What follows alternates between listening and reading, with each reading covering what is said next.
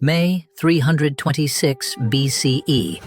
The Hydaspes River, northern India. You're standing on the bank of a roaring river. On the far side, an army ready for war. Tens of thousands of soldiers, and something no enemy of Alexander has ever put on a battlefield before. Over 100 war elephants, lined up at the water's edge. At their head, King Porus, 7 feet tall. The only ruler in Asia who looked at Alexander's approaching army and refused to surrender. He has chosen his ground perfectly. The river is deep, the current violent. Alexander's horses won't cross near the elephants. The animals panic at the smell alone. Any crossing attempt under fire means drowning before you reach the other side. Alexander has conquered everything between Greece and India. He has never faced a problem he couldn't solve with speed and force. This river stopped him cold. Now, watch what happens. What he does next took weeks of preparation and one single night to change everything. By the time the sun rises, his army will be fighting outnumbered against war elephants capable of tearing his formations apart. This will become one of the bloodiest battles of his entire campaign. By the end of this video, you'll know exactly how he did it.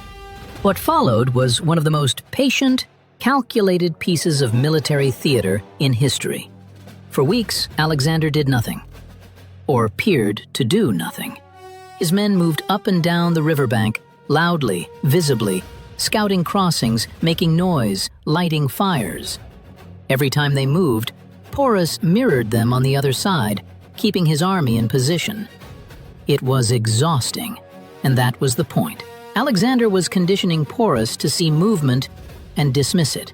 At night, Macedonian cavalry would ride to the riverbank with battle cries, as if a crossing was imminent. Porus would rush his troops to respond, and then nothing would happen. Again, and again, and again, until Porus stopped sending his full army, until his scouts stopped treating every movement as a genuine threat.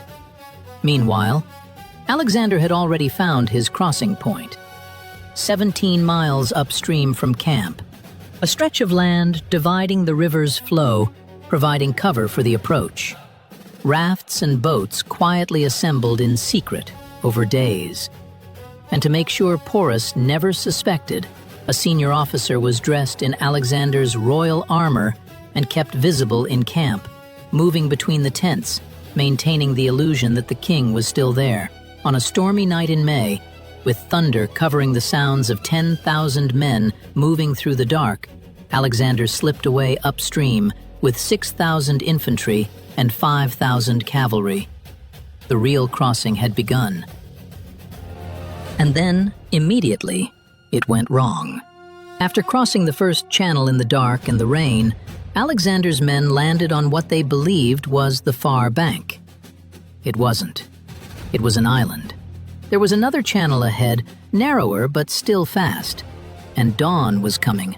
They scrambled to get the boats and rafts across the island to the second channel, moving as fast as they could in the dark, knowing that every minute brought more light. They made it across, but not quietly enough. By the time Alexander's force reached the eastern bank and began to assemble, Porus's scouts had already seen them. The element of surprise, the single most important advantage in the entire plan, was gone. Alexander was now on the wrong side of the river with roughly a quarter of his total army.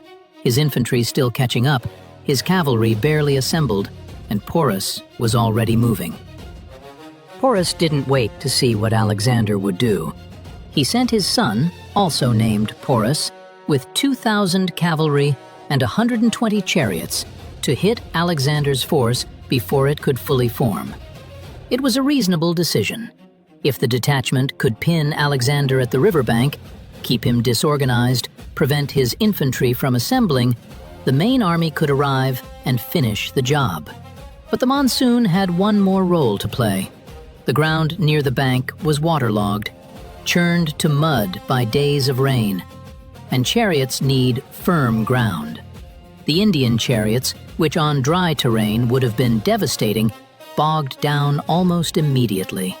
Wheels sinking, horses struggling, formations breaking apart before they could charge. At some point, it was no longer a battle, just resistance. Alexander saw it.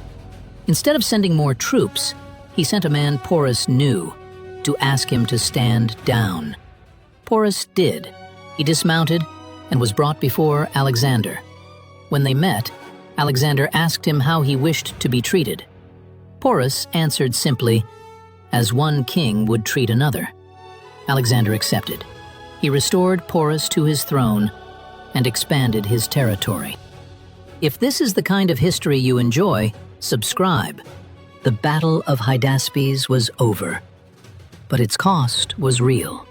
Alexander's casualties were heavier than anything since Gaugamela. The fighting in the elephant lines had been some of the most brutal his men had ever endured. And then there was Bucephalus, the horse that had carried Alexander since boyhood, through Greece, through Persia, through the Hindu Kush, across every battlefield for years. Bucephalus died in the days after Hydaspes. Alexander was devastated. He founded a city on the far bank and named it after him, Bucephala. But grief had no room to breathe, because beyond the river, beyond the forests of Punjab, scouts were bringing back reports of what waited further east. The Nanda Empire, vast armies, more elephants, an enemy that promised yet another campaign at the edge of the known world. Alexander wanted to keep going. His men did not. 8 years into the campaign, thousands of miles from home, their armor cracked, their sandals worn through, their friends buried from Greece to India, they had had enough.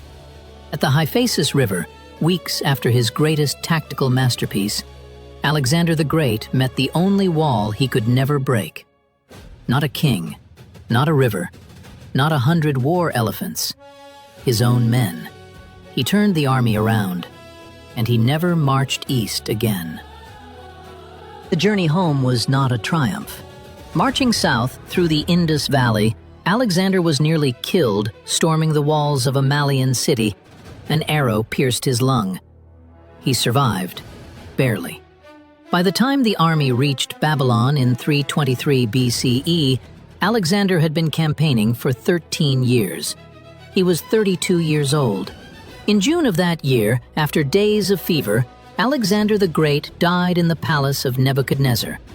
The cause is still debated. His generals gathered around the bed and asked who should inherit the empire.